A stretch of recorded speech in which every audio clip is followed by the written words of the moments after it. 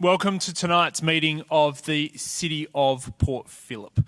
The City of Port Phillip respectfully acknowledges the traditional owners of this land, the people of the Kulin Nations. We pay our respects to the elders, past and present. We acknowledge and uphold their continuing relationship to this land. Ladies and gentlemen, this meeting is being held in a hybrid style, so there's welcome to those of you that are here and also those of you that are joining us online, be it through our Facebook live stream or our webcast page. If we do experience any technical issues, we might take a short break to rectify them and come back to you as soon as we possibly can. Now, I also just remind you that the broadcast this evening and the resulting recordings are copyright to the City of Port Phillip and should not be reproduced or replayed without the prior written permission of the City of Port Phillip. I remind the attendees here this evening and those of you joining us online that if you're addressing council, please extend due courtesy and respect to the processes of which we operate. Speakers should remain respectful and statements or questions should not be defamatory, offensive or objectionable in nature. And please, let's make sure they're not aimed at embarrassing a councillor or a member of staff. Councillors, we'll do a quick introduction of those of you here this evening. From Lake Ward, we have Councillor Sirikoff and Councillor Copsey. Welcome. And from Gateway Ward, we have Councillor Consolo, myself and Councillor Martin. And from the mighty Canal Ward, we have Councillor Louise Crawford, who joins us tonight online. We'll do that formally in a moment. Councillor Clark and Deputy Mayor Baxter. Tonight's presiding officer is our interim CEO, Mr. Chris Carroll. Welcome to councillors and welcome to all officers. Now, firstly, before we start the formal part of the meeting, we'll consider requests to attend the meeting by electronic means. And tonight we've received one request at the last minute to attend by electronic means, and I'll ask the interim CEO to provide councillors details of that request. Thank you, Mayor, and through you, we've had a request from Councillor Crawford. Thank you, and councillors, I have no issues with that request, and I hope you support it also. So I now move that the council approves the request to attend the meeting electronically by Councillor Louise Crawford, and Councillor Consolo has seconded that. I now put that motion to you, councillors. Those in favour? That's carried unanimously. I now move to item number 1, which is apologies and requests for leave. Firstly, we've received an apology today from Councillor Bond, who's travelling overseas, to send an apology for this meeting. Councillors, I support that apology and I hope you do too. I now move a motion that we accept that request, and Councillor Consolo to second. All those in favour? That's carried unanimously. Thank you very much. And councillors, I've also received a request to grant leave of absence from all official duties for Councillor Catherine Copsey for the period 10th of November 2022 to the 28th of November 2022 inclusive. Councillor Copsey does this to meet the highest levels of governance, and I support this, and we wish her very well in her candidacy in the state election. All the very best, Councillor Copsey. So I'm happy to move that, and Councillor Martin to second. I now put that request to you, councillors. All those in favour? That's carried unanimously. Councillors, do we have any other apologies or requests for leave of absence for the state election?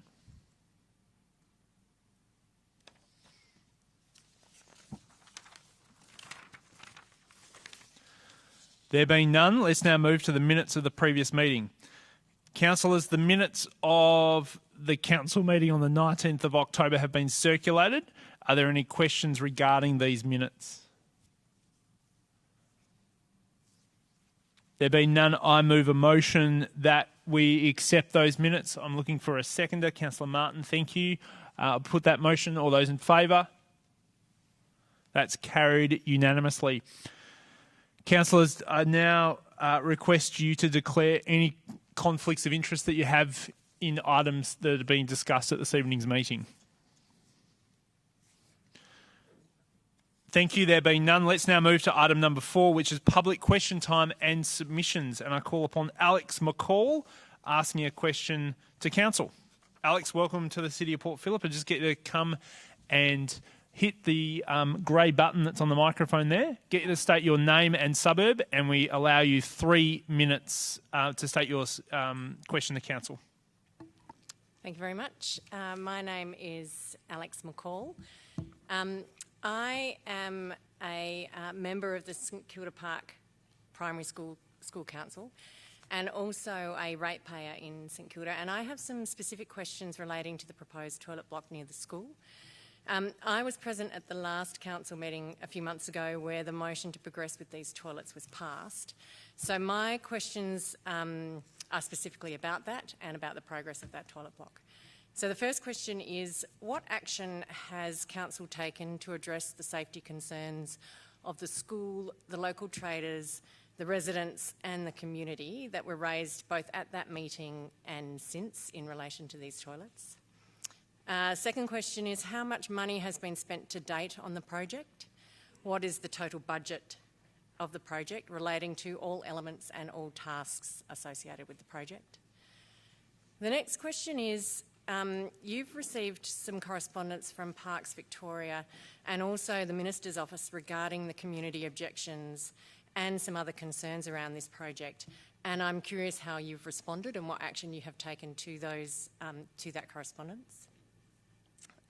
Next, I do question why you are continuing this project despite massive community opposition, and what is your reason for doing that? Specifically, this council talks a lot about safety and community safety. The school does a superb job of educating its students around safety, as do the parents, and probably here in St Kilda they have to do a bigger job than they do in other suburbs. But it's actually the responsibility of this council to provide a safe environment for the children at the school. And we already know that there is some undesirable behaviour in that location and in that vicinity. And we know from the community opposition that the construction of this toilet block is only going to make that potentially a lot worse. So I ask that you leave your political agendas at the door and look at this from a community safety perspective. I also have a statement from, I think I've got a little bit more time. I also have a statement from another person, Samuel Yao, who asked me to read it out. We don't do that on the basis that we need written permission, that someone's given permission to read something out. So I won't allow you to do that if that's okay. That's fine. You might want to give a... I might no, just continue. let's just leave it. Yeah, I might just continue on your own statement. vein, yep. Okay, so I live in the area and I attend the school daily, so therefore feel like I'm in a unique position to provide direct feedback. As we all know, the proposal has attracted interest from the wider political community, all of whom have stated that they are not in support of this project. Are we honestly willing to put children and the community at risk of being exposed to this type of behaviour, to build a toilet block in a location that really isn't appropriate? And I also ask the question, I make the statement, we're not asking for advice from council on how to teach our children about safety. We're asking council to consider the fact that our children are going to be put at risk, and are you willing to continue with the project as a result? Okay, thanks, Alex. There's a fair bit in there. I'll ask the interim CEO to cover off some items, and he may refer to officers also. But could you start us off, CEO? Well, through you, Mayor, I'll refer to Brian T to start with, and I'll support him if he needs it. So there's a couple of... Do you need me to rewrite the questions? Are you okay, Brian? No, I'm fine through. Yeah, go for it. Thank you. That'd be great. I specifically just want to... the specific questions related, of course, to the safety issue, the funding issue and correspondence received. I can, through you, Mayor, indicate that Council has completed a independent crime prevention through environmental design principles report that has been independently provided to Council, and that is currently on the Council webpage. That contained a number of recommendations, including approaching Parks Victoria with a view to seeing if the facility can be moved further north, and that those discussions are still underway, and that's moving it by 20 metres. The second recommendation that came out of that was noting that this was the only public toilet in Fitzroy Street, that modification to protocols to ensure that there are increased cleaning arrangements are in place, and that recommendation is being considered and implemented. And thirdly, the recommendation was that there be discussions with Victoria Police regarding patrol oversight to strengthen evidence gathering on antisocial or criminal behaviour in the area. And again, that recommendation will be acted upon in terms of engagement with police at the appropriate time. The other question in relation to a budget and expenditure, and I can confirm that the budget's unchanged. It's $305,000 with an additional delegation to the CEO to ensure connections to the utilities take place of up to $300,000. And in terms of the correspondence from Parks Victoria, I'll need to take that element, I think, on notice unless the CEO's got further information. And just on the cost one, is there a cost estimate of what we spent to date? Are we able to provide that, or is that a bit too granular? Through you, Mayor, happy to provide it, but I haven't got the details tonight, so we can do that on notice. That's fine, we'll take it on notice. And did you want to add to the answer there, Interim CEO? Yeah, through you, Mayor, we have responded to the correspondence from both Parks Victoria and the Minister, noting that we've received it and going through the decision-making process and the considerations that the Council had, and noting that we had considered the community's feedback in Council making its decision to go ahead with the project, but that we would be continuing to work with the community where we can around addressing safety concerns where we can, including the independent crime prevention through environmental design report, which is now completed, and adjusting our cleaning and maintenance and inspection schedules and things like that for this particular area. Okay, thank you, and thank you for coming, Alex. I now call upon Betty J submitting a question to the Council. Did Betty make it? Hi, Betty, how are you? Welcome. Just get to state your name and suburb, and your 3 minutes starts when you do. That's okay. That's right. Just get to hit the grey button on the thingamajig there. Just get. Hello. Oh, loud and clear. Hello. Just get this. That's fantastic. Just get to use that wonderful voice to state your name and your suburb again. My name is Betty. I live in South Melbourne. I live in the construction chaos precinct between St Kilda Road and Kingsway on Park Street. I did register to talk about 3 different things, That's but okay. have I come up under one banner? You have, but I've read your questions. I think you can do them in 3 minutes, so shoot, let's go. But I'll be a bit generous with the time So today. I'm going to start with the easy one, which is how close is too close for a building? I've made one of my office work specials just to... I thought you said it was an easy question. Yeah. No, okay. Obviously, nothing can be done about the Crema building going up next to me, but it looks superbly close. In fact, it's touching the building next to me. At one point, it only looks like a metre and a half away. My balcony is almost eye level to the construction, and I can have conversations with the construction workers. So that's my first question. My second question relates to... Matthews Lane. Matthews Lane, yep, another easy one. Matthews Lane, we have a blocked drain. I have some images of that if anyone would like to see. That's okay. If we I have pass those to an officer and we'll bring them up so we can have a look. Contacted council probably about 6 times over the last year, including body corporate, and it was only just last week that they sent someone to get the street cleaned. Yep. I would like a regular street clean until the construction's finished and that drain can be reinstated. We currently have a mosquito and a fly infestation problem in our office building. We live with an atrium. It's not a traditional, not office building, apartment building. We live with an atrium, so there's access from inside out and outside in, which is great for fresh air.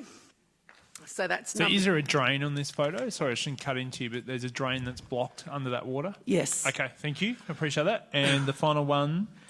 is I came here on the 17th of August to draw council's attention to my parking dilemma. Mm-hmm. I had been grinning and bearing it for a long time.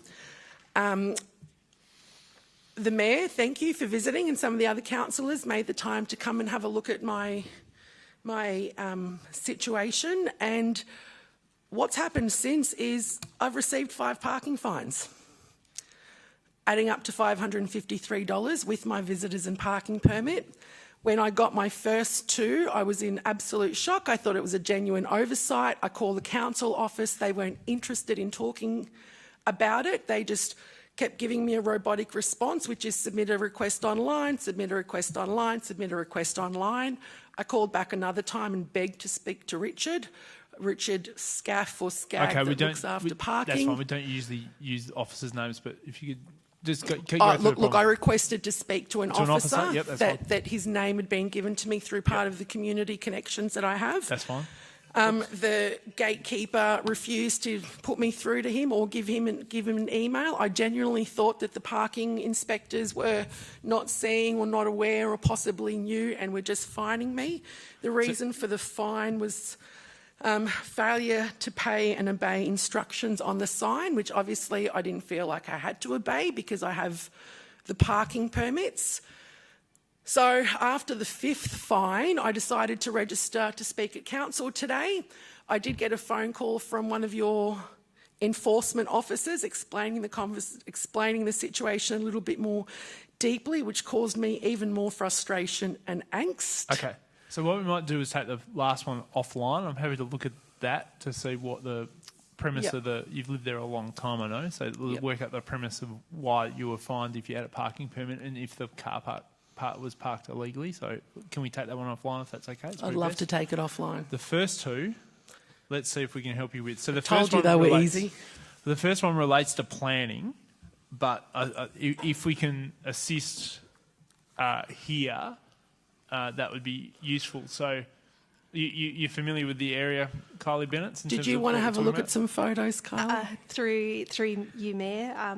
Betty, thank you for your questions. And yes, I can support with answers to the first 2 questions, and as the Mayor's indicated, can take the 3rd question offline. We can certainly make sure that a senior officer contacts you to discuss that outside of a public forum. Thank you. But with respect to the first question, which was related to a planning matter, I believe that it potentially relates to a site at 8 Palmerston Crescent, South Melbourne. Yeah. Officers have advised me that the site is zoned mixed use and is affected by Design and Development Overlay Schedule 26 and also a Special Building Overlay Schedule 1. Under the relevant planning controls, a planning permit's required for development on this site, and any development needs to respond to the zoning of the site, the design guidelines and the relevant planning policy which is in the planning scheme. There is a current approval and there is a planning permit number for the development of an 18-storey mixed-use building for office, food and drink premise and dwellings on this site. That planning permit was approved at the direction of VCAT in 2018. The planning permit application was advertised to surrounding properties, and it is noted that several objections were received to the application.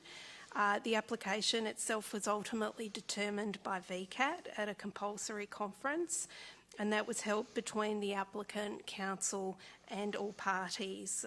So all parties, including all of the objectors who were party to the appeal, agreed to settle the matter and were satisfied that the building would provide an appropriate setback from Matthews Lane, where a podium would be built directly to the boundary and a tower that would be set back approximately 4.5 metres from the centre line.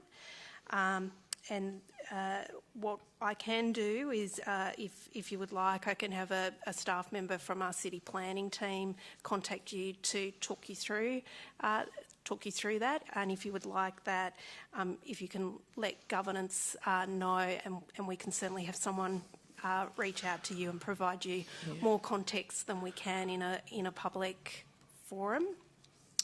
With respect, which we will do. Yeah, because it is complicated. Yeah. Look, I do get it's complicated. When you're living there and look onto a concrete wall and no longer have any natural light, it takes a bit of a different vibe. Yeah. So going forward, I know the Mayor's working on a few sort of local acts on going forward the building.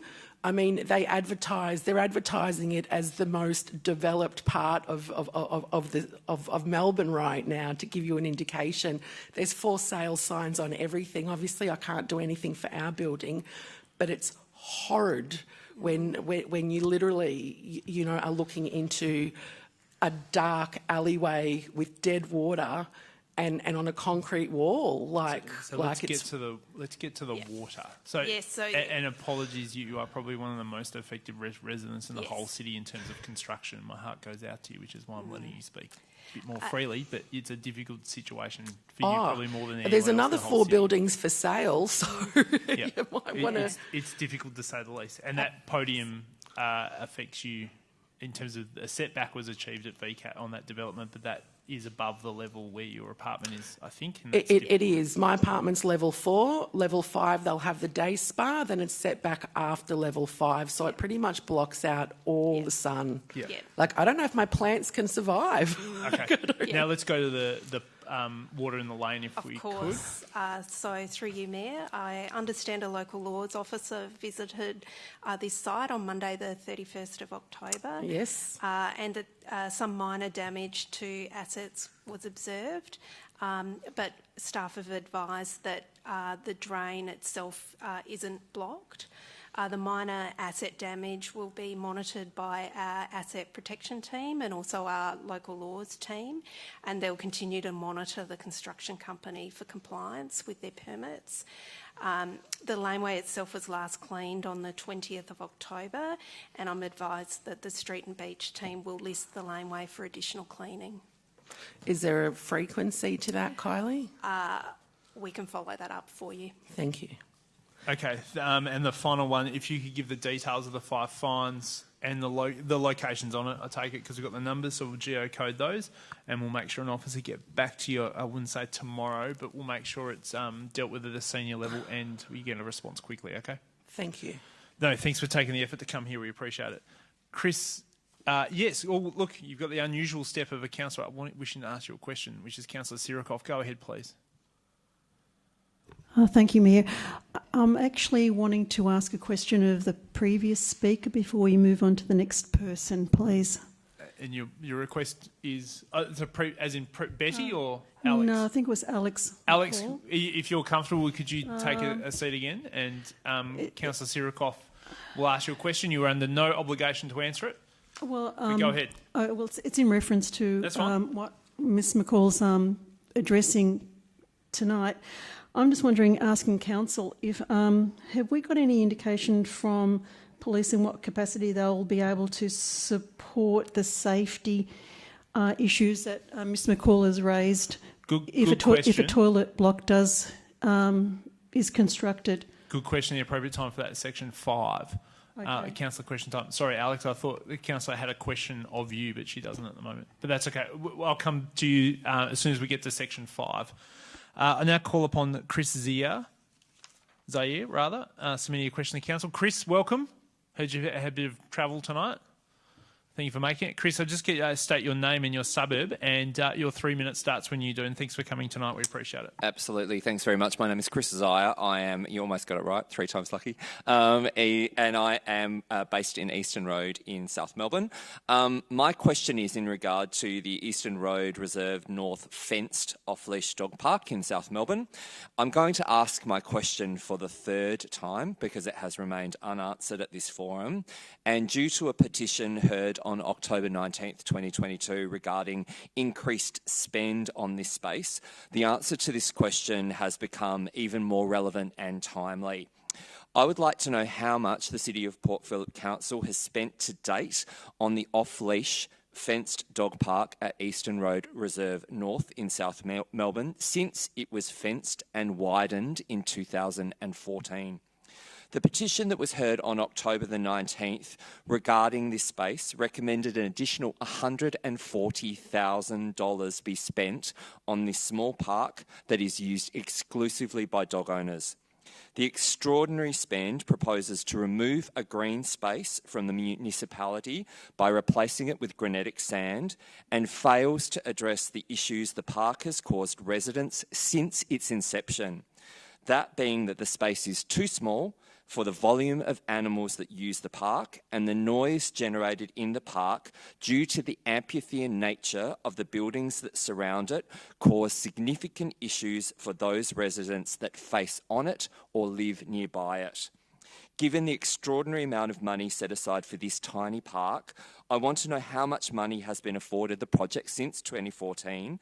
So, because as residents, throughout its history, we've seen bluestone paving removed and relaid to make way for fencing. We've seen surfaces relayed, turfing projects undertaken, a matting system installed, a sprinkler system installed, and now it's proposed that this once lovely open green space, which is frankly a dog's toilet, will be resurfaced with granitic sand and play equipment, which is also proposed to be installed. I'm quite horrified by it all, to be honest.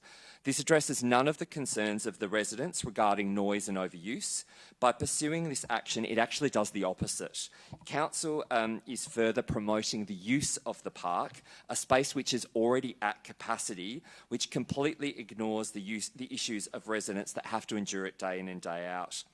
I realise there's an opportunity to feedback on the petition from October 19, and that's forthcoming. So my question is in regards to the cost of the park since fenced in 2014, including the $140,000 of the proposal, plus yearly maintenance to go on the public record. I hope that this will ensure transparency of the cost of the space and hopefully better inform the public discourse in terms of consideration for the petition in the future. So thank you. No, thanks for the question, Chris. I'll pass first to our interim CEO, and he may go to Alison Kenwood for an answer also. But Chris, can you help us?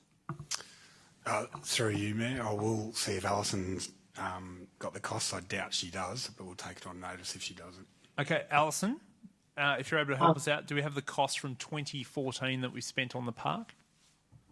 We have maintenance costs, so I could provide a number of answers that have been to the questions that have been asked tonight. So, through you, Mayor, thank you for the questions, and I hope you received the detailed answers to the questions that you also provided to you earlier in the week. So, with regards to how much has been spent on the off-leash dog park in Eastern Reserve North since 2014.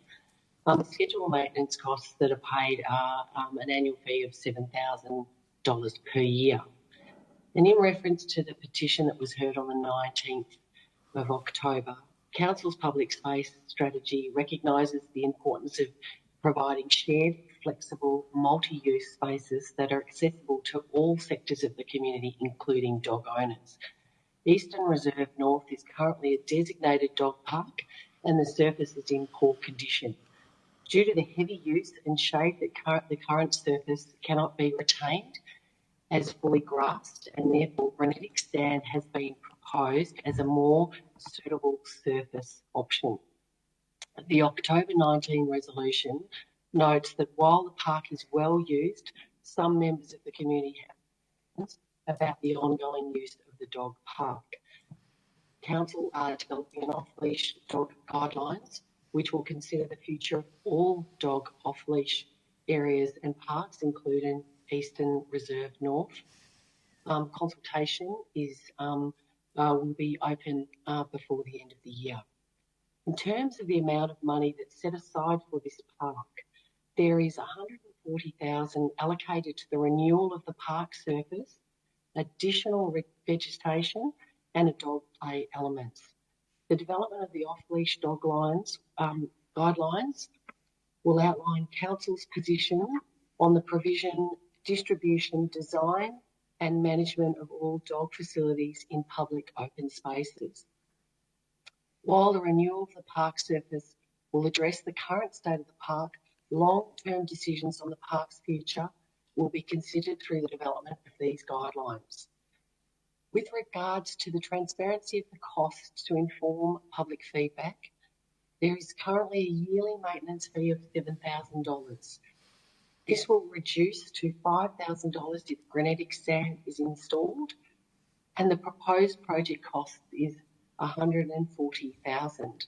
And I'll take on notice the original cost that was spent on the provision of the dog park in 2014. We haven't been able to access that. No problem at all. Is there any time horizon in which we could release the original cost of 2014, like a week or two, or? Yeah, probably a week or two. I think we just received the question today, so we'll provide that information back as quickly as it's available.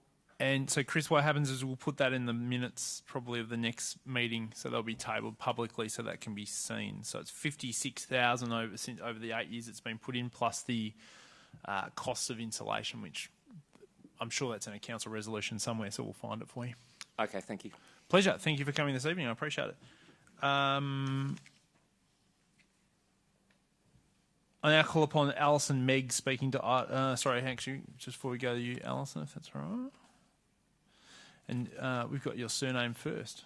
Apologies for that. Is Christina here? Hi, Christina. Oh, sorry, met you before. Please take a seat. Get you to state your name and your suburb, and your 3 minutes starts when you do. Do you have my last name?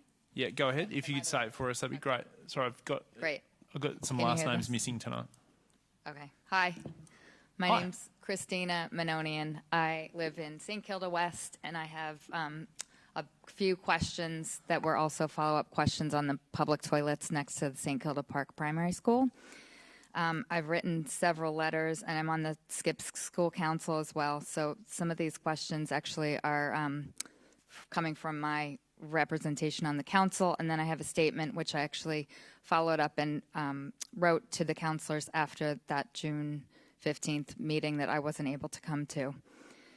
So I'll start with my questions. Do the recent media comments from the council regarding crime, antisocial behavior, etc. on Fitzroy Street need to be factored into the risk assessment? And I think that is just in reflection to, a lot of work has been done, has been cited being from 2017, 2018, and things have gone really downhill since then. Second question, how relevant is the pre-COVID feasibility study given the changes on Fitzroy Street? That's related. Third question, what is the timeline for construction? Fourth question, have the water and utilities transport permits to dig under Fitzroy Street been received? And the last question, is there an update on anticipated costs? And I think with that, I would like to just clarify, I didn't understand the first when Alex was talking. Is it 305,000 with additional for utilities, and is there a cap on that? And then I will read my statement as well. No problem at all. Go ahead. As a follow-up to my email sent on the 15th of June, 2022, I'm writing to reiterate my strong objection to the proposed location of the new public toilets in Fitzroy Street on the edge of Albert Park. I believe there's a mismatch with the original aims of providing public toilet facilities to serve a once bustling street and the current reality that exists on Fitzroy Street and also Ackland Street for that matter. In light of increasing crime, drug and alcohol issues, and antisocial behavior, the area has become increasingly dangerous and unpredictable. I cite a recent article, which the title was Knife Pulled on Tram Driver in the Bathroom, which was also on the local TV.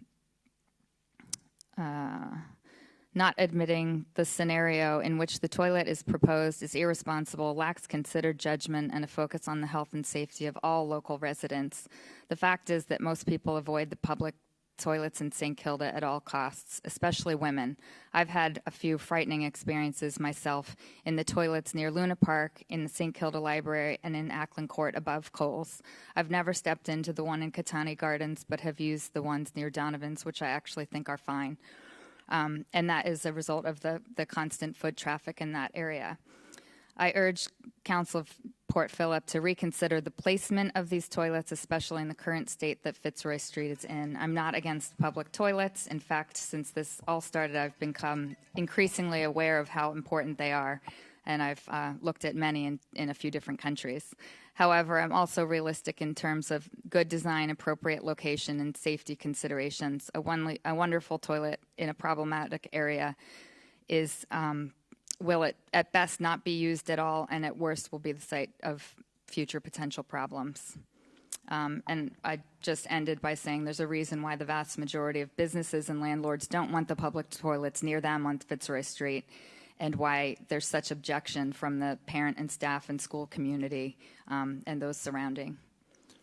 So I guess I had a couple of questions and some, just wanted to also just very clearly state my concerns. And I have kids who are at the school right now. I won't have kids there in a year or two, but I think it's just the wrong location so close. No, thank you. We appreciate your questions and we appreciate you coming this evening. Brian T, can you help Christina with her questions, please? Thank you, Mayor. I can address the questions that were asked. In terms of the impact of COVID on the feasibility study, I can confirm that the crime prevention and environmentally friendly design principles report that Council has obtained is of a more recent and therefore more up-to-date, and I've indicated the recommendations that were made in terms of the engagement with police, in terms of increased cleaning regime, and indicated that Council is working through those and implementing those. In terms of the timeline for construction, Council is still anticipating completion in 2023. In terms of the question around have water or transport permits to dig under the Fitzroy Street been received, the answer is no.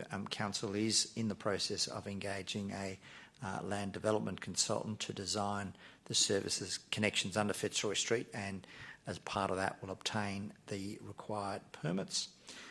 In terms of the question in relation to costs and budgets, earlier we've taken on notice the question of how much has been spent to date.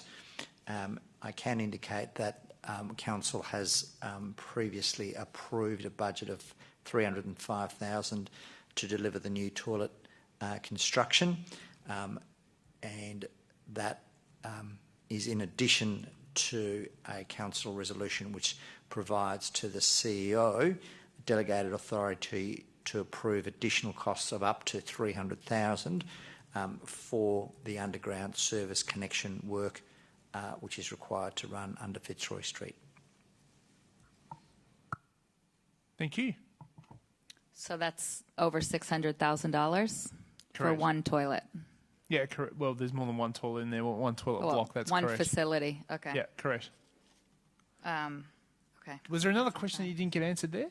Sorry, I didn't write the questions down. Did we cover everything? Let me see.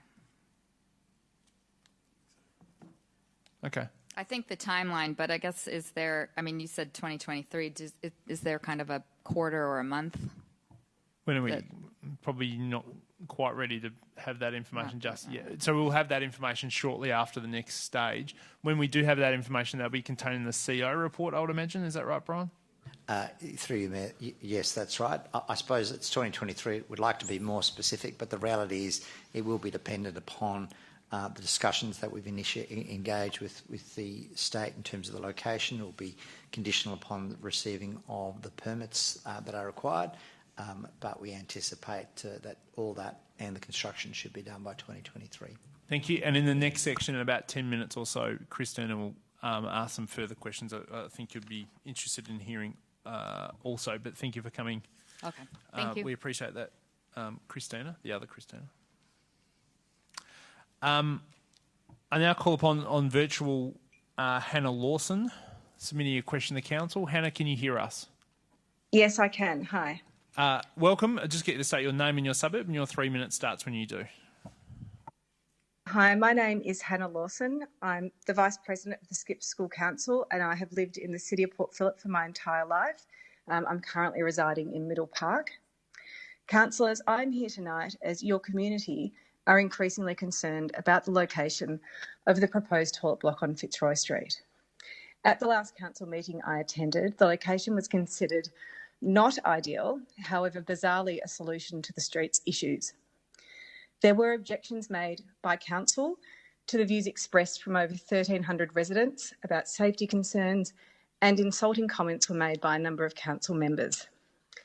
It's a I'll big just give you a yep. warning, if that's okay. Not warning you, but just to ask you in terms of that's a matter of opinion. I wouldn't say that's a matter of facts. So if you can just stick to the facts, that would be great. Thank you. Okay. So the facts from a recent newspaper article. It's a big, bad blot on the local streetscape, and it's always been a pretty scary place inside, were the words of Port Phillip councillor David Brand when a previous toilet block in the city of Port Phillip was closed down. At the time, local retailers, residents and the police said the toilet block had become a haven for drug dealers and violent crime, with the City of Port Phillip police inspector reporting that the old toilet block was a dangerous place and 3 people had been stabbed in robberies over an 18-month period. Councillors, you come to this project with the benefit of past experience, and my question tonight is following recent media comments from some councillors regarding crime, antisocial behaviour and violence on Fitzroy Street, and also in council's brand new toilets on Ackland Street. Now, I've been listening to the questions and I realise there's been a number of mine have been answered, but I still don't find your response about the CP-TED report as being acceptable. You know, the last couple of years, there's obviously different elements that are impacting the data that you're using in this report. And so I would like to know how you're ensuring that this report is taking all this into consideration, because from what I've heard and from looking at that report, I don't believe it is. Thanks for the question, Hannah. I'll now ask Brian T to answer those questions. Thank you, Mayor. And I understand the question. I suppose the only answer I can give is it's a report that's been done recently. It's been done independent of council, and it's a report that has now been made public for public scrutiny. And I can indicate that council is working through those the 3 recommendations that have been made, and will report on the outcome of that publicly as well. Thanks very much. We've received a request to speak from Dennis Jones, which we'll take as a councillor question shortly in relation to 7.1. I call upon Megs Alston speaking to item 9.1 and 9.2, and that's in relation to the Friends of Suai Covalima annual report and strategic review. Megs, thank you for your service to our city and to the organisation. We welcome you here this evening, and just get to state your name and suburb, and your Liberal 3 minutes starts when you do. Thanks, Mayor, and good evening, councillors. My name is Megs Alston and I live in South Melbourne. So it's a pleasure to present the annual report of the Community Reference Committee for Friends of Suai once again. There are two, I'm only going to speak about the annual report now, but there are 2 other matters that are connected with this, which are also subject to report to council, and that is the revised strategic plan and a report into the review that we did of the strategic plan during the year. But I'll just talk about the annual report now, just to quickly draw your attention to some aspects of it. Obviously, after council made the decision to cease the funding to phase out the annual grant of $60,000, which it is this year, to the Friends of Suai, it was necessary to therefore revise our strategic plan to take account of that reduction, and the fact that the part-time coordinator's role would also be reduced over a period of 5 years, in line with the grant being reduced to 0. So that was one of the major impacts, really, that we had to deal with this year, in addition to COVID interrupting many of the activities that had been planned. But nevertheless, we were still able to hold a few activities within the City of Port Phillip, which are referred to in the annual report. One of the most interesting was an exhibition that had been planned for the 20th anniversary celebrations of the Friendship, and that had been postponed due to COVID. However, that eventually took place very briefly, a very beautiful exhibition of art and artefacts and handcrafts and glassware and so on, which was held in the library and was very well received. The main issue, the main feature, I suppose, of the activities this year in terms of over in Suai was that we were able to visit this year for the first time for over 2 years. One of the main purposes of the visit was to explain the reduction in the grant to the community centre in Suai and to make sure that the people there understood the impact that was going to have and the consequences that it would have for them. I travelled with Carleen Harlock, the coordinator, and we conducted a review into the strategic plan, which had been with the help of a pro bono consultant who helped us devise a framework for that review. And in summary, it was overwhelmingly clear that it's a very well-regarded organisation, not just in Suai, throughout the district and even throughout Timor-Leste.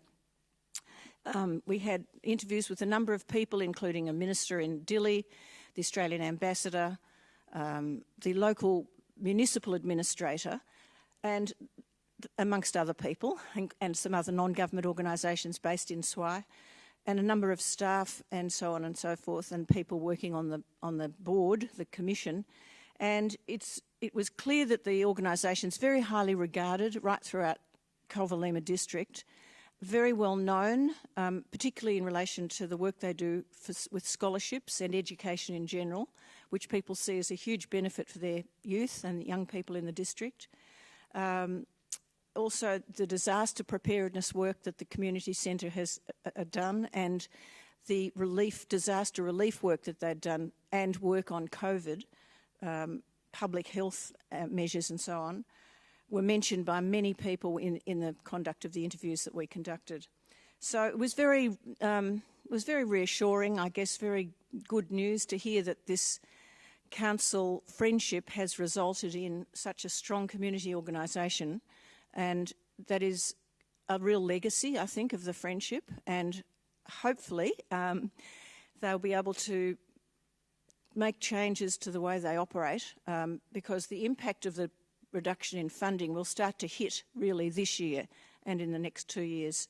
And they have to find some other alternative ways to raise money and or change their operations, because it's going to have a big impact on the operations of the community centre. A number of staff and people connected with the organisation were interviewed, and it was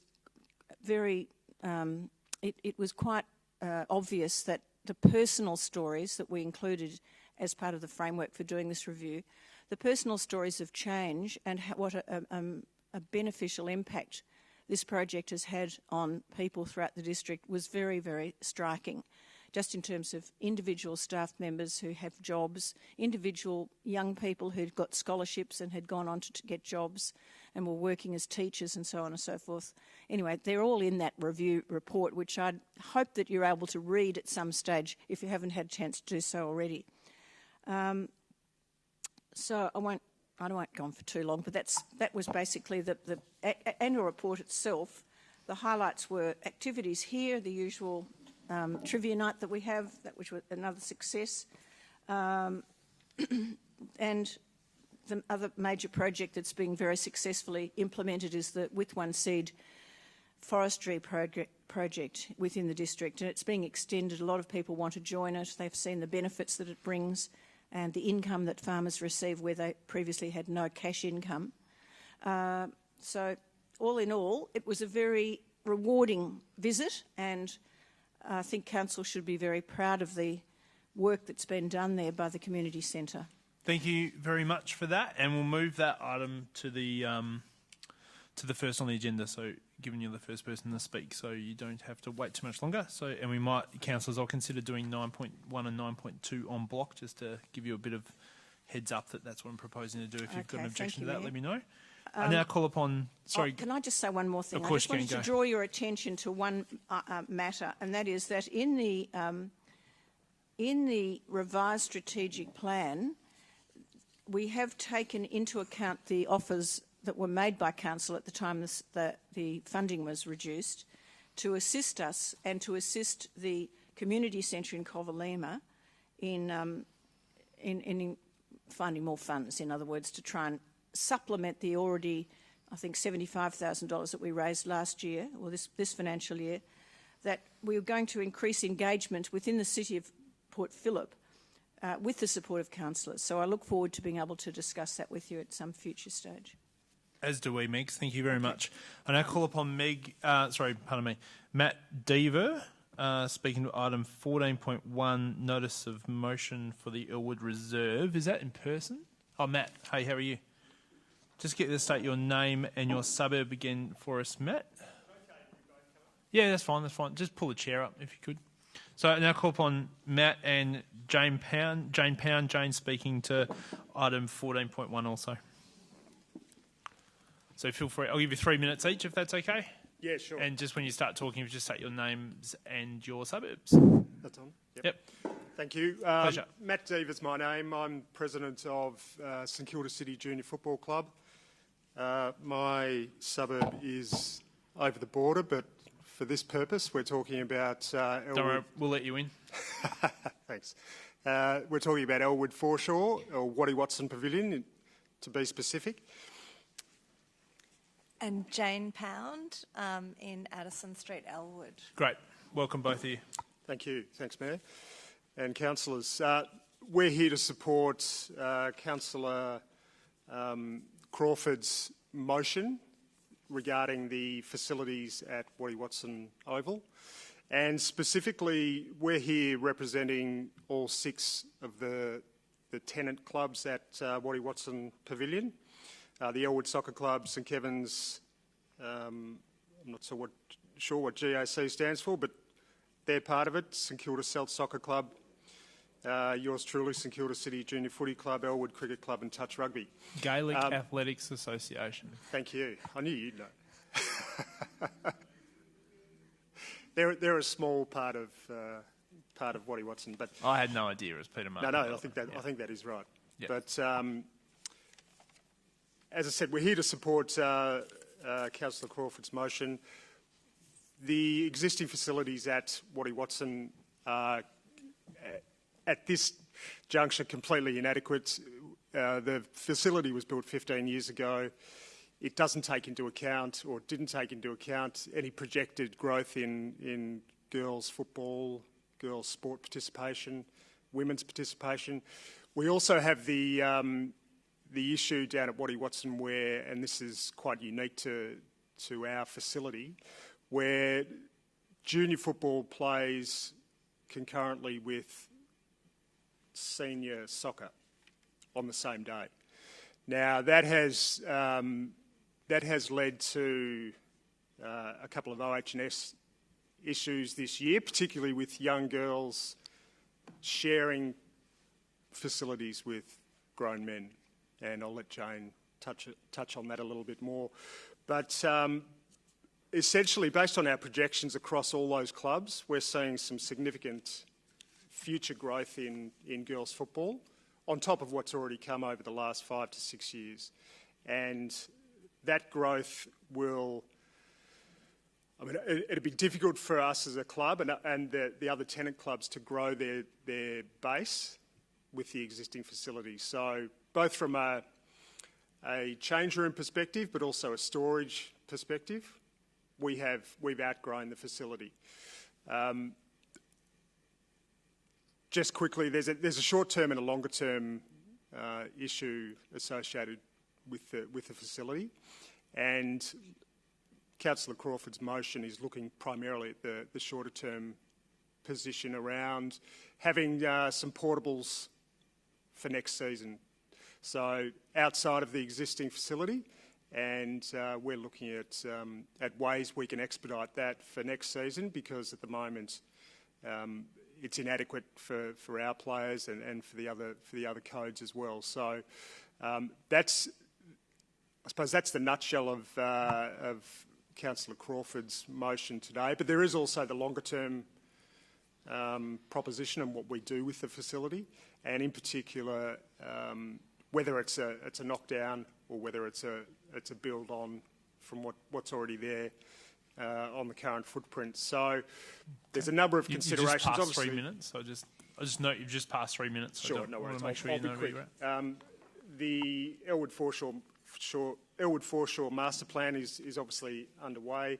That longer term proposal, we don't want that to get lost in that as well. We've done quite a bit of investigative work from both an architect and building perspective, so that's something that we've done on behalf of the tenant clubs. So just to finalise, from my perspective, ideally we can have something in place for next season, the start of next season, which is around April. Okay. And that's on the portable side, and to give particularly our girls participation, some safety and some better facilities. Okay, Jane, go ahead. Thank you. Jane Pound. So I am the co-chair also of our girls subcommittee at St Kilda City Junior Football Club. And I just wanted to highlight a couple of the matters that Matt has raised. So the inadequate change room facilities are particularly pressed by the fact that there are, during the winter season, both adult soccer playing at the same time as junior football. So there are 4 playing grounds at this facility trying to access one facility that has only 2 current change rooms. And most fields require both a home and away change room for each ground. So that essentially means 8 change room facilities would be required to be running 4 matches on the 4 fields. There are currently only 2 change room facilities. So you can really see how the clash happens between adult soccer and junior football that's happening at the same time. And this is further amplified by the fact of the growing participation of girls in football. So currently 30% of our registered playing members are girls. That was slightly down over COVID, but it's within our 3 to 5 year strategy to have that equalised between equal numbers of girls and boys playing football. As highlighted in Councillor Crawford's submission, there are also inadequate facilities for umpires, currently only 1 little tiny change room and 1 single toilet. Given that there's an increased participation of girls in football, there's also increasing participation of girls and women as umpires. So there's the same pressing need for umpires as there are for players at that facility, and just a general inability of this small facility to keep up with the large playing numbers. There's currently only 1 public toilet. That's 1 toilet that's accessible for the entire public out of hours during training sessions. There are additional toilets located inside the function area, but they're only available to the public if that building is open, and it's not open during training times when all 4 ovals are being used. If we do nothing, the incidence and exposure of child safety in OH&S is only going to increase. We had a near-miss incident with the under-14 girls with the away team this year, where there was a report from the other club that girls in their team entered the change room and there were men showering at that time. The solution, as highlighted in Councillor Crawford's submission, is a very short-term solution that we need in place by April next year.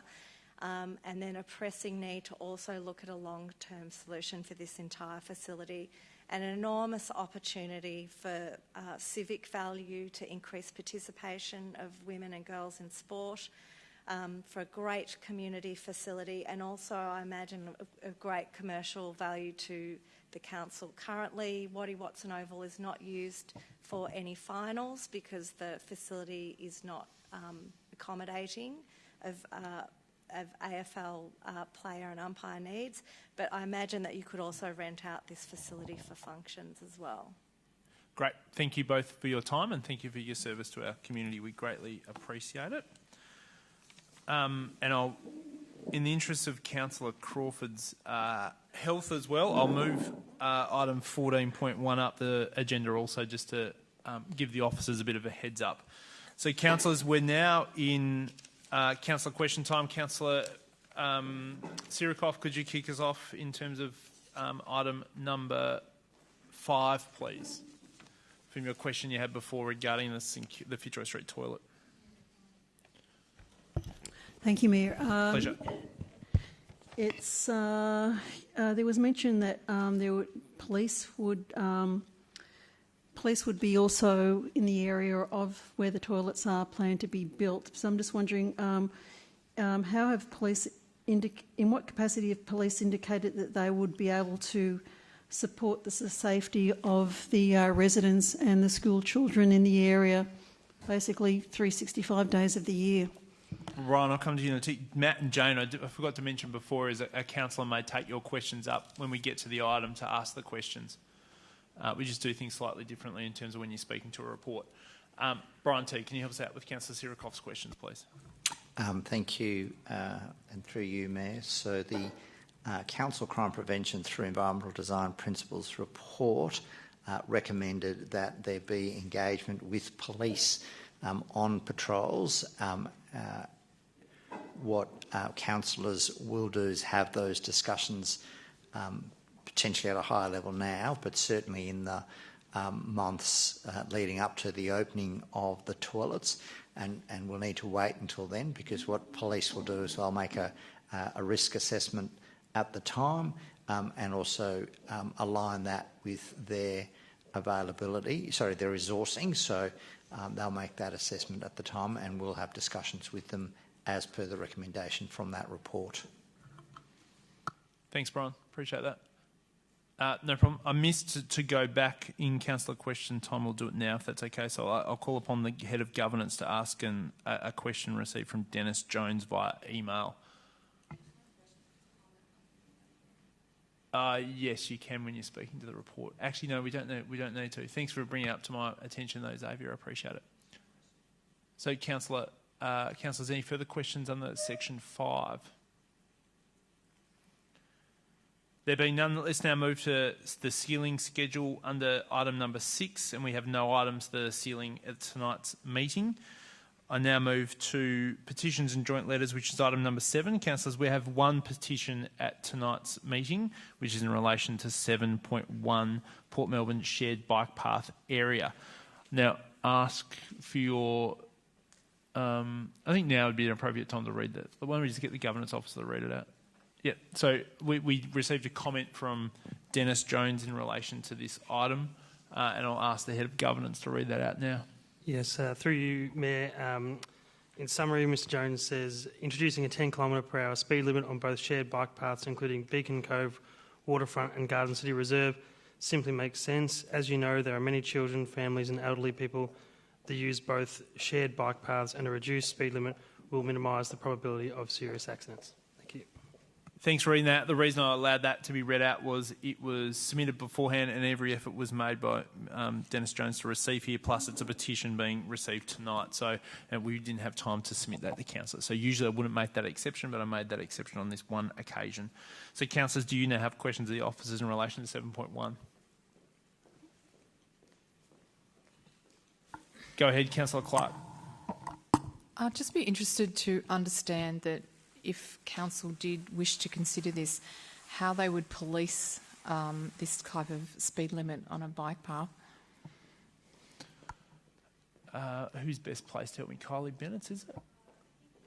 Or is it John Bartels? John, do you, if John Bartels, are you online? Are you able to assist us with that question? Yes. Great. Go ahead. Through you, Mayor. Policing speed limits on shared paths is difficult. Generally in roadways, it is the role of the police to enrol those speed limits, but rather in off-road areas such as shared path, the police cannot enforce that. So it would largely be encouragement and also part of the design or other markings in order to encourage users of the path to do so respectfully and also safely as well. Thank you. Councillor Martin. And a follow-up question. A number of the petitioners and other people in Port Melbourne have asked me, is it possible to install what I think they call traffic calming devices, in other words, things that might slow down cyclists? Is that something that could be considered? John Bartels. Through you, Mayor, it probably depends on the very nature of the device or design of the slowing mechanism. But I think at this point in time, we are seeking to meet on site with the head petitioner and others to understand the issues and kind of investigate what the possible options could be, including those that have been put forward as part of the petition, and to bring that back to Council for consideration. Thank you. Any further questions, councillors? Okay, I'm now looking for a councillor to move the recommendation for the petition. Councillor Consolo and Councillor Copsey the second. Councillor Consolo. Yep, thank you. I note that we're accepting this one tonight. That's what we're voting on. This area is a plaza where you come down at Station Pier. It doesn't delineate where's bike path, where's walking path so well in front of the fish shop there. I think we can look at ideas of better design through the path and markings, and that work will be taken. The other path on Garden City Reserve is more about sightlines, but all this, it sounds great that the officers are already making contact with the petitioner to discuss further. Thank you. Councillor Copsey? No. Anybody else wish to speak to it? Any councillor wish to speak to this? Councillor Consolidate, you don't wish to close? All right, now put that motion. All those in favour? That's carried unanimously. Thank you very, very much. So, councillors, I'm now going to propose that we consider 9.1, 9.2 on block and allow you to speak to it. Any objections to that? No? Okay, all right. So, any questions in relation to reports 9.1 and 9.2, please? Okay, there being none, I'll now move a motion to move item 9.1 and 9.2 on block. Looking for a mover, Deputy Mayor Baxter, I'll give it to, and seconded by Councillor Clark. Deputy Mayor Baxter, do you wish to speak to the item? Yeah, well, that was going to be my question. We don't normally speak to on block motions. But, I said I'd allow, given yeah, good. I think it's appropriate to do so. Sorry, I think I missed that. But yes, I would like to speak if that's all right. Just basically to thank the Friends of Suai Covalima group for once again a fantastic year of amazing work, and also to the partnership that we've had with the group. I think what it continually shows is that our community here in Port Phillip is a giving community who's willing to get out there, roll their sleeves up and do the hard work to make people's lives better, particularly those that need it most. And I think Council's friendship with Suai Covalima, which has been going on for 20 and a bit years now, 21, 22, is something that has stood the test of time. And continues to grow stronger in terms of the bond between our communities, even as perhaps the financial support has lessened.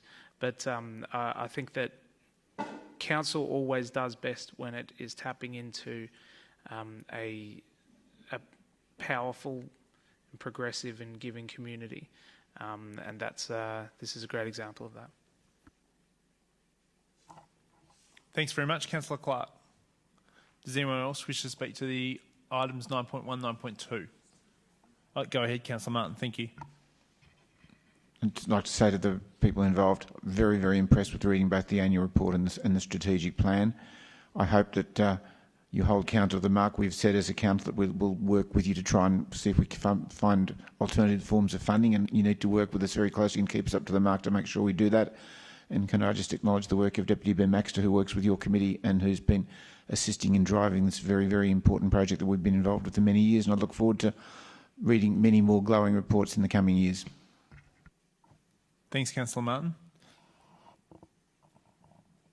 Okay, Deputy Mayor Baxter, do you wish to close?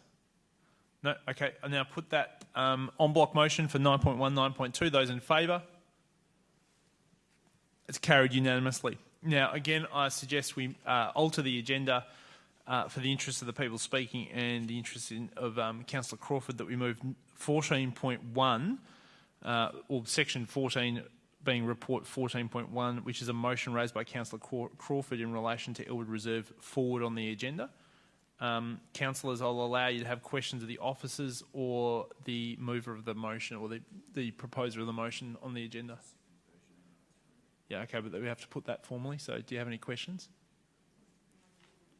No? Okay. So, yeah, the motion's on the agenda, so the motion has to be raised, and an alt motion can be put by the person that's put it on the agenda item, but only Councillor Crawford can move the motion that's on the agenda. So, Councillor Crawford, do you wish to move your motion? You don't have to read it out unless you have an alt motion in front of you. No, I'm happy as it is. Okay, so do I have a seconder for the motion? Deputy Mayor Baxter just pipped you there. Councillor Crawford, I'll allow you to speak to the motion, please. And thank you for moving it. Apologies, everyone, I'm not feeling the best. I guess that the thing I'd like to say is hindsight's a wonderful thing, isn't it? In terms of future-proofing buildings for sport or circumstances that change. And although the Elwood Pavilion was built about 15 years ago, obviously we did not, or council at that time did not foresee the huge growth and interest in women's sport, female sports, which is a wonderful thing. I know that we have taken some of those lessons on board with how we are viewing the Lagoon Reserve Pavilion upgrade that we are kind of looking for to allow for growth and expansion for the future. But however, in this instance, it's not the case. I bring this motion tonight for a number of reasons. There is a kind of urgency to it. Obviously, with some of the child safety OH&S incidents, when I met Jane and Nicole and they told me about it, it was kind of alarming. I hadn't really realised that the layout that is particular to this pavilion does not allow for the bathrooms to be separated from the change rooms, so that does allow for incidents to occur, and however best people are trying to manage it, it is a difficult situation. So obviously the build that we've done at JL Murphy, we've got it a lot, we've got that right, or we've got many of those aspects right. And so what I'm asking councillors for you to consider is for officers to go away and do a bit more urgent work to see what semi-permanent options are available given the huge growth in the clubs, and also the particular layout of the club that is likely has already and could in the future cause problems. We want to support the growth in our municipality for across women's sports. And actually, Jane, you just mentioned something then that I hadn't realised. There's only one public toilet for while all the 4 teams are training. I mean, that's probably not a great outcome either, and maybe something we could include in our thinking when we're looking at these demountables. So this is not a commitment to any price at this point in time, councillors. This is a commitment to do that further work that is needed to understand it more fully. I urge you to support this motion so we can investigate what are the options that we can provide for the clubs and do it in a timely manner. Thank you. Deputy Mayor Baxter. Thank you. Look, I think that councils like to be able to plan over a long period of time, and they need, a general amount of stability in all of those elements while they do so, and then, they can allocate resources and budgets and so on. That becomes really difficult when you have really disruptive changes such as having COVID and then we still have COVID, but, coming out of lockdowns and having this huge, massive explosion in terms of youth sport is the kind of thing that it's really hard for a sort of a large and relatively slow-moving organisation like a council or a state government or a federal government to react to very quickly. So that's part of the reason why we are now starting to try and find our feet while we do the planning that we need to do.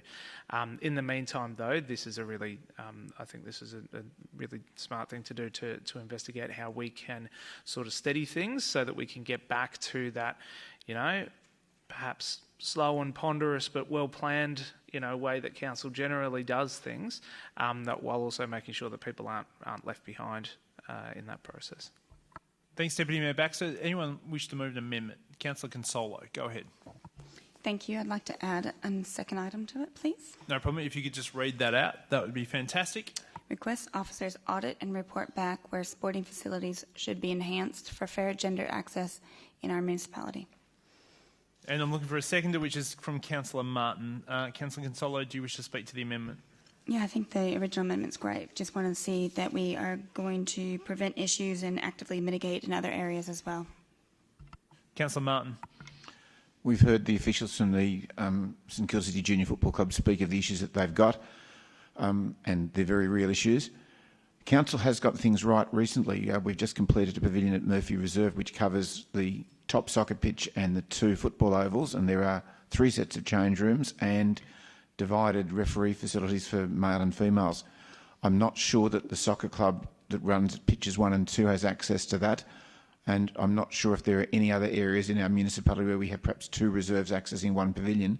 So I'd like, as this motion points out, as this alt-rec points out, to at least review what's going on in other sporting facilities where we have at least 2 ovals in operation to make sure that we're not facing the same issues there.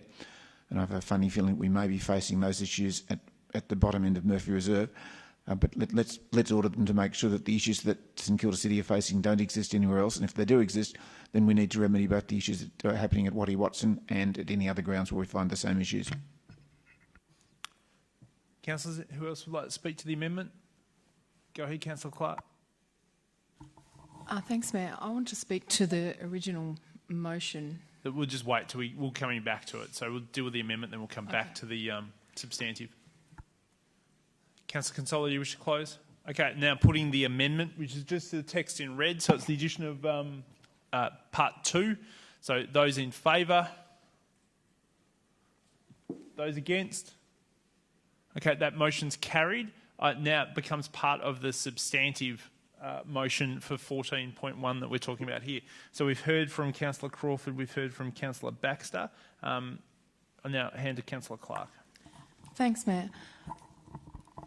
Having visited the Oval and met with the president of the football club, Damien, I saw firsthand a number of months ago the state of those toilets and how easy it is you changing literally on top of the toilets and coming in and out.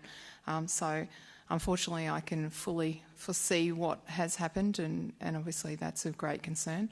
The hope was that the foreshore development would address that and provide better facilities for all the sporting clubs, with a particular focus on being able to separate female toilets. And clearly I wasn't aware, like Councillor Crawford, that there was so little public toilets as well. My nieces, having played for St Kilda Football Club, I'd like to think that they're operating in a safer environment as well. The reason I voted against the motion that Councillor Consolo has brought up is really, and it may have been unnecessary, just I would like to see this done quickly, and a broader audit may slow down the ability to respond to the Elwood situation, which is not to say that there aren't other concerns in other areas, but the original motion specifically addressed a pressing need at Elwood, and I'd like to think out of this that could be perhaps the primary focus, and then it isn't slowed down in terms of getting a response for the Elwood facility. But thank you for bringing this up to our attention, and thank you, Councillor Crawford, for bringing the motion tonight. Thank you, Councillor Clark. Who else would like to speak to the motion? Okay. Councillor Crawford, do you wish to close? Just briefly to say, I know this is not a commitment of money right now, but I do hope that you see the value in both this one and the future when it comes back, because there is an urgency to it. And thank you to the clubs for bringing this to our attention. Sometimes you don't know of everything that's happening in the city. One of the things that I do think is we are really committed as a council is to providing equity of access to space for people of all genders, and so I think this would be a really positive step forward into making sure that equity happens across our municipality. But obviously, as Councillor Clark said, that the immediate need is definitely at the Elwood Pavilion. So sometimes we have to be flexible, much more flexible than our long-term planning provides, and I hope that you'll support this in order to respond to the changed circumstances. Thank you, Councillor Crawford. I now put that motion. Those in favour? That's carried unanimously. So that's item 14.1 done with. Let's now get back to the reports between item 8 and item 14. So first cab off the rank is 8.1, which is a presentation of the CEO report. Councillors, I now ask you for questions in relation to this item.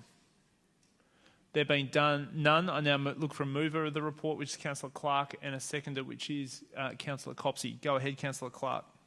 I'll reserve, thanks. Councillor Copsey. Anybody else wish to speak? There being none, Councillor Clark. No, thanks, Mayor. No problem. Now put that motion. All those in favour? That's carried unanimously. Let's now move to item 10.1, which is Cobden Place Pocket Park feedback on road closure and consultation timeline. Councillors, I'm looking for your question in relation to this item. Councillor Sirikoff. Thank you, Mayor. Given the delay of developing Cobden Street Pocket Park, I'm just wondering what options are available to Council to reconsider or modify the park plans, given feedback from some residents who have pointed out problems with the current design and are looking for a better flow in local traffic around this park. Brian T. Thank you, Mayor. I can indicate that ultimately the decision in relation to Cobden Park, which will come back to councillors, so there'll be an opportunity for council to make a decision in terms of in terms of whether it should progress, and that is because effectively what we're doing is we're pausing a street closure, a statutory street closure process. So it will ultimately be a matter for council, and council as part of that consideration can take into account any submissions that are made by the community. I'd also indicate that the issue in relation to Cobden Park and the traffic flows and so on is an issue that council officers, including myself, are having discussions with the local community about to make sure that, if possible, we can address those concerns and, at the very least, ensure that we get expert advice on those issues so that council can have that advice when it comes to before council for council to make a decision. Go ahead, Councillor Sirikoff. I'd like to ask the council officer another question, please. Does that mean that it's possible for residents to actually arrange an appointment to speak with officers to discuss or how they might like to see improvements? Or, yeah, that's it. Brian T. Councillor, as I said, there are ongoing discussions. I'm always happy to have those discussions. Ultimately, I suspect that it might be some time before council gets to reconsider this matter. In the meantime, there'll be considerable construction in the area which will impact upon traffic. So I'm happy to, and we'll continue to have those conversations with the community, but it might be worth waiting until we sort of see how that construction impacts, the impact that the construction has on the traffic, because that'll give us a better sense as to the impact of any changes that we make in relation to in relation to proceeding with the park. Thanks, Councillor Sirikoff. Any further questions, councillors? No, I'm looking for a mover of this report. I've got Councillor Martin on my right and Councillor Copsey on my left. Councillor Martin, go ahead. Firstly, thank you to the officer for bringing the recommendation forward. Thank you to those people who've made comments to us, and thank you to Councillor Sirikoff for asking Mr T to clarify what Council do in response to the submissions that it's received. And I'm pleased to hear that before any further action takes place in addressing the issue of the Cobden Street Pocket Park, that we will be going back and looking and seeing what changes have occurred. I've noticed that we had another of our speakers was speaking about an area very, very close to the new pocket park, and she was alluding to the major developments that are going on there. So I'm sure that perhaps by putting this project on hold for some very good reasons for another 12 to 18 months, we may get a better outcome when this comes back to the chamber than we would have got had we considered this matter early. So I think it's an excellent recommendation, and I look forward to it coming back to us in perhaps 18 months' time. Thank you, Councillor Martin. Councillor Copsey. Anybody else wish to speak to the item? Thank you. I now put the item motion to you, councillors. Those in favour? That's carried unanimously. Thank you. Let's now move to 12.1, which is funding recommendation for the Cultural Development Fund festivals and events grants recipients for 2022-2023. Councillors, your questions, please. Councillor Clark, go ahead. Thanks, Mayor. Looking at the paper, I would like to ask the council officers. 2.4 notes that the funding is for seed and development funding of events and festivals. The purpose of increasing the grant to $20,000 was to support council's intention of nurturing and supporting new festivals and events so that they can grow over time and seek alternative avenues of funding. So my question is, of the organisations which are going to be given the grants, have any of them received funding previously? And what is the process by which, if they requested it next year, would they be considered again, or how is the proposal to transition organisations that receive it so that new ones may actually be able to get the grants in future and that they do seek those alternative sources of funding? Thanks, Councillor Clark. Kylie, where are we best to go? Adele or Lauren? Lauren, are you through online? you, Mayor, it's Lauren here. Yes, I'm here. Through you, Mayor, I'm just looking at the list. I don't know the exact number of recipients that have received funding previously, but there are certainly a couple. So it is a matter for the committee to make the grant recommendations based on the criteria rather than myself. In the instance of some of the applicants that have been recommended for funding again, it's clear that over a period of years they are growing and delivering different outcomes for the community. There are some examples where applications were made that were very similar events to previously and the committee didn't recommend to fund those grants. So I'm not sure if Councillor Crawford, as the chair of that committee, would like to comment further. That's probably my response. I can, if you like, Mayor. Go ahead. The committee was aware of that, that some of the recipients had received funding prior. So there was discussion around reduced funding for some of those ones, not the full amount requested, in order to encourage them, obviously, to mature and find other sources and not. So that is reflected in the recipients. Look, one of the things that we did realise and perhaps Lauren could also speak to this, is constantly checking our criteria and making sure we've got it right. So that is something that we could take on. But the panel was very aware of looking for supporting new as well as encouraging continued. And sometimes a lot of the festivals require a bit of time to find their feet, and that was part of the reason we funded it. However, if there were any new festivals of merit that we felt that were really worthwhile, we definitely funded those as well. Thank you. I'll just ask, sorry, go on. Councillor Crawford has a follow-up. Go ahead. So just confirming then that they're all aware that they should be moving or looking for a transition plan around that. And if an organisation is already receiving funding through another source of council, are they eligible to get a grant through this? Through you, Mayor, no. Organisations are not eligible to receive multiple sources of funding from councils. So we had the Love My Place grants running consecutively, for example, and it was made clear to all applicants that they were not eligible to receive funding from both of those programs. And organisations are certainly aware that we have an expectation on them to be moving towards self-sufficiency. At this stage, the criteria do not specify that someone is ineligible if they've been funded previously, but something the committee certainly looks for is that there's been growth and that the festival is developing and delivering greater outcomes for the community. It's probably fair to say that at this stage, the sort of key priority for the committee is just delivering on the best events for the community and to meet our economic outcomes and our visitation and everything else, rather than when something has been done before. Thanks, Lauren.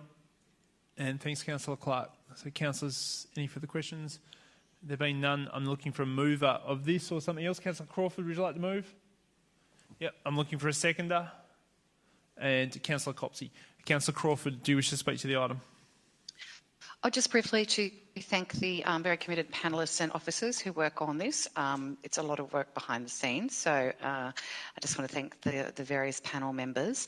The other thing is, look, it's really heartening to see there were quite a lot of applicants, and some of the ones that we have funded obviously are still finding their feet, but we felt that they were very worthwhile projects and that they bring a whole lot of not just economic, but that community cohesion building for our general well-being and that sense of community. So that was part of the reason we funded them. There was something else I was going to say, but it's totally eluded me. But thank you to everyone who applied. There are some applications that maybe just need a little bit more finessing or thinking through of their festival idea. But I'm always looking forward to seeing there is a round 2 and there is money left. So there is real opportunity for other projects to get up later this year. Thanks, Councillor Crawford. Councillor Copsey, do you wish to speak to the item? No. Councillor Martin, go ahead. Councillor Crawford's thanked everybody else who was involved, the council officers and the councillors. She hasn't thanked herself, so can I just put on record that Councillor Crawford, this is one of her areas of greatest passion, and she's done a marvellous job in shepherding the process through and bringing this motion to the chamber tonight. Thanks, Councillor Martin. Anybody else wish to speak to the item? Councillor Crawford, I take you don't wish to close. Okay, now put that motion to you, councillors. Those in favour? That is carried unanimously. Thank you. Let's now move to item 13.1, which is the update of the governance rules. The final approval of update post-consultation. Questions of the officers, please, councillors. I'm looking for a mover of the officers' recommendation, which I'm happy to Councillor Copsey to move, and I'll second. Councillor Copsey, do you wish to speak to the item? I don't wish to speak. Anybody else wish to? Let's go straight to the vote. Those in favour? That's carried unanimously. Thank you. Now, item 13.2 is the financial update, first quarter 2022-2023 financial review. Councillors, your questions, please.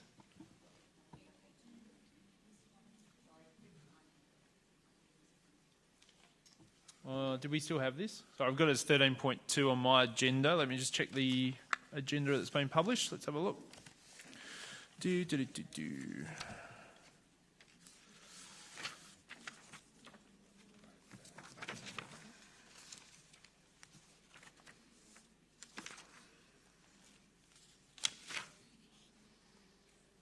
Yeah, that's okay.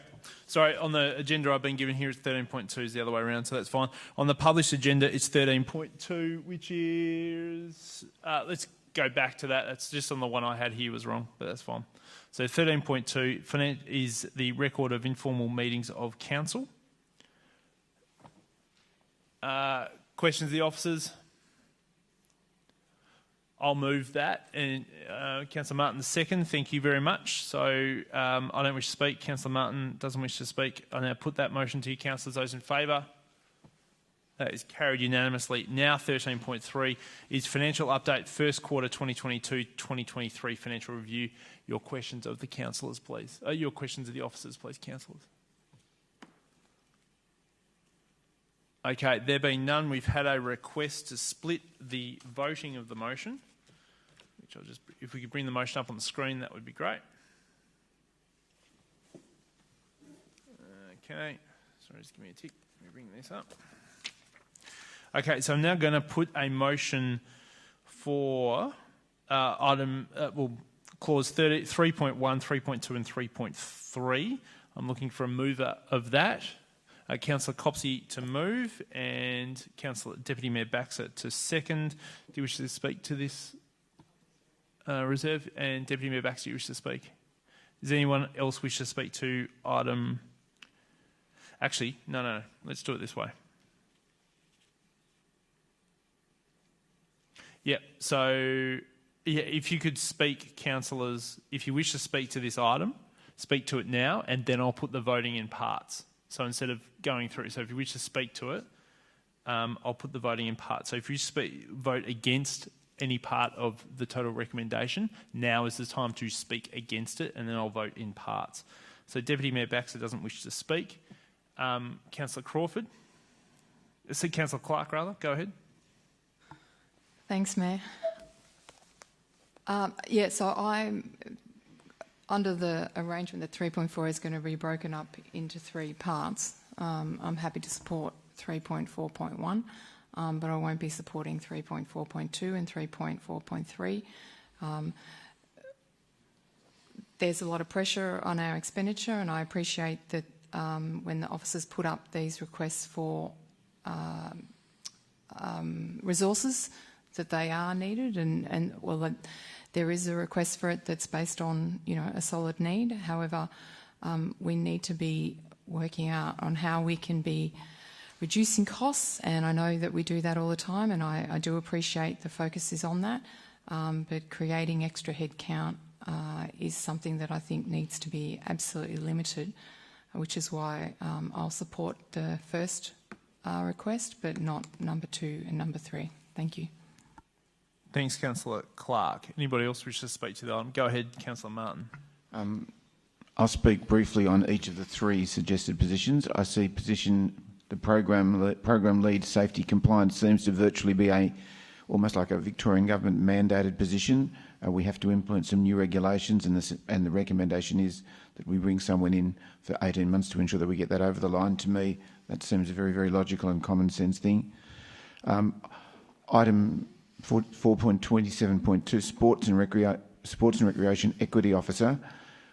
We've had a long discussion earlier today about how safe our pavilions are, how well we're looking after gender equity in pavilion design. I've just come from a meeting this afternoon with an OPAC subcommittee which is looking at trying to increase the access of all of our sport and recreation facilities to people who come from a variety of disadvantaged and different backgrounds. So, for example, members of OPAC would be probably looking for different sorts of things in our sport and recreation facilities to the ones that are currently existing, and we've had a voluntary committee working on this for over 6 or 7 months.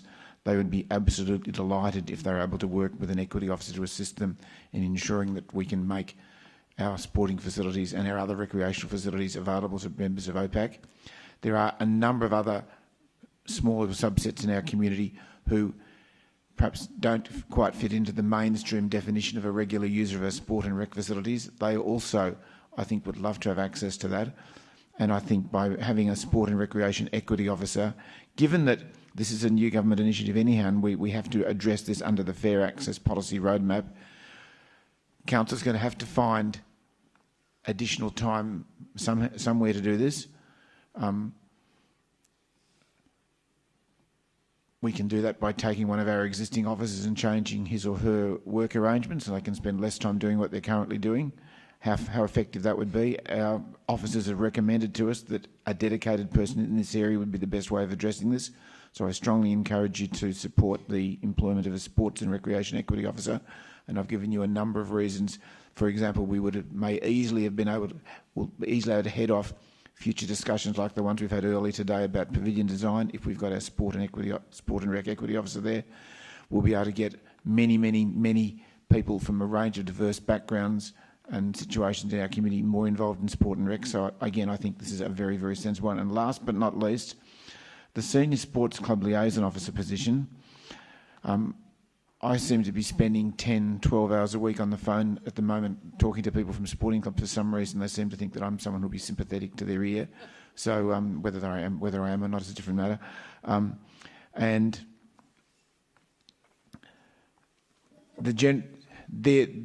their view, rightly or wrongly, may well be wrong, is that council doesn't listen enough to their concerns. Council's too busy to address their concerns. This may well not be correct. It may well be that council is just so busy that it just cannot get up to addressing all of their concerns. I know that our council officers have been spending an awful lot of time in the last few months dealing with issues involving our local sporting clubs. And I would prefer not to spend 10 to 12 hours walking around parks, meeting sporting club officials, returning their emails, listening to them on the phone. I'm sure our senior staff, I'm told, so correct me if I'm wrong, but I believe our officers, and Chris, correct me if I'm wrong, have been spending up to 20 hours a week dealing on issues that would be addressed currently by the employment of a senior sport club liaison officer, just in fielding requests from sporting clubs over the last few months. I'm not sure, Mayor, whether I'm allowed to check that with ELT members in the middle of a debate. I'll take it as a clarifying question. That's fine. Through you, Mayor, I can't quantify the amount of hours, but I can say that some senior officers, including Lachlan Johnson, Alison Kinwood and myself, have been spending a fair bit of time trying to navigate some tricky issues with our sports clubs, and we think we can do it better, but we need some assistance. Thank you. Back to you, Councillor Martin. So, thank you, CEO. So, if we've got the CEO and members of the executive leadership team spending a considerable amount of their time addressing issues that could be handled by someone at a lower level in the community, I think it's probably a far more effective use of council time, and probably will save council both time and reputational damage by employing a senior sports club liaison officer to address the issues that have been arising over the last 6 months. And hopefully, if this position is filled, we will no longer be addressing these issues at the level that they've currently been coming to in the next few months. Councillor Consoli, go ahead. Thank you. I won't speak to the first one. I'm supporting that. On the second one, I won't be supporting it. However, I do believe in the reasonings for access and gender equality, but I think that it could probably not, it shouldn't be an ongoing position. It could be done in an audit fashion or maybe reprioritise some work, but that's just how I feel about the situation. On 3, I will support this. As Councillor Martin said, there's a strong need. There's a lot of activity in this space, and I think the department could use more resourcing. Thank you. Thank you. Councillor Sirikoff, go ahead. Yeah, I'll be supporting the first one. I won't be supporting the second one, as Council already has funded a 0.2 FTE to deliver the matters of the beach matting and service for the next 6 months. I prefer to see the demand and outcome of this service before allocating any further staffing to this area on an ongoing basis, and also to dedicate one FTE position to the sports area is not necessary when gender equity should already be a part of and absorbed on a daily work and play ethos in all council departments across the municipality. I won't be supporting the third one. Every now and then, council will encounter reactions from the community on services it delivers, as we recently incurred regarding some of the sporting ovals for an international event. Existing staff in the given service profiles, I hope, have the skills to respond to the community questioning council services without now having to employ another council staff to do this work. Thank you. Thank you. Okay, so councillors, I'm going to move slightly different from what I said before. I'm going to move 3.1. Well, I'm not going to move it, but I'm proposing we vote. So we've got a... Sorry, Councillor Copsey, do you wish to close? Yep, go ahead. I would... I'm very pleased to support all of the requests that have been made. I think that they're well reasoned, and councillors have been provided with the background from officers that explains the work that's required to be progressed by each of these positions. There's certainly necessary aspects, and I think it's curious if we have a lengthy debate at the start of the night about the need that's been demonstrated in the community for some of this assessment, and then later in this evening, councillors vote against resourcing that work. I'd urge councillors to support this. Thanks, Councillor Copsey. I appreciate that. So I'm going to propose we now vote on 3.1, 3.2, 3.3 and 3.4. 3.4 I'm just doing so we can speed things up a bit, right? Because I presume we have majority on these. if it fails, I foreshadow that I'll move an amended motion to allow us to split the vote on section 3.4 out. So we're now voting on 3.1, 3.2, 3.3 and 3.4, excluding 3.4.1 through 3.4.3. Christine, you're looking confused. Sorry, point of order, Mayor. Go ahead. Go ahead. 3.4 includes 3.4.1, 3.4.2 Yeah, and 3.4.3. You can't exclude those subheadings under 3.4. You'd only be able to move 3.1, 3.2 and 3.3 and take 3.4 separately. I've taken advice. I can move it because of the words up to, right? So, and then I've foreshadowed if it fails, I'll go back and I'll change that. So I was trying to speed things up, but if you want to vote on them separately, I can, but I've taken advice. I can do that, and I've done it before. I'm now going to put the vote. Those in favour? That's passed. That's carried. And so we've passed 3.1, 3.2, 3.3, 3.4. Now we're going to vote on the single sections to determine what that number includes. So I now put to the vote item 3.4.1. Those in favour? That's carried unanimously. I now put to the vote item 3.4.2. Those in favour? Those against?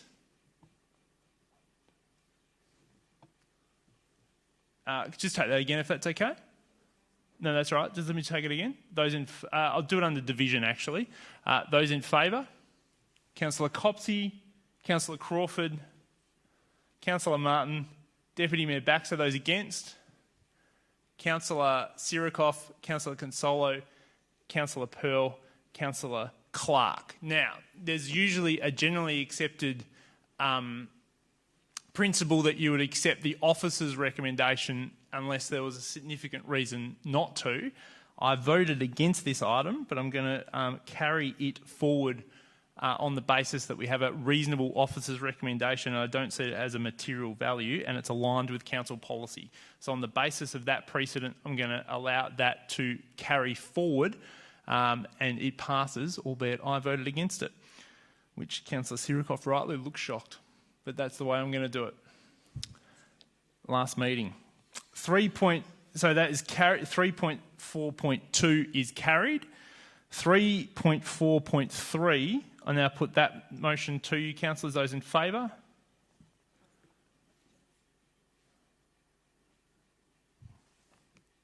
That is those against? And that is carried. There we go. So all of that has been carried as per the recommendation, councillors. I now move to item 15, which is reports by, and I just declare on the previous one on 3.4.2, just for the purpose of the minutes, that I did use under the governance rules, the casting vote provision. That needs to be mentioned and noted in the minutes. I now move to item 15, which is reports by council delegates. Councillors, what reports do you have?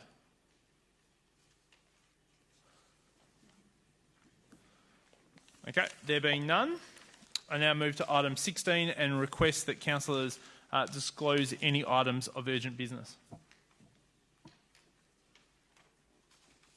Okay, there being none, I now move to item 17 and note that there are no confidential reports listed on the agenda, and there being no formal items of business this evening, I declare the meeting closed. Thank you, councillors, and thank you, officers.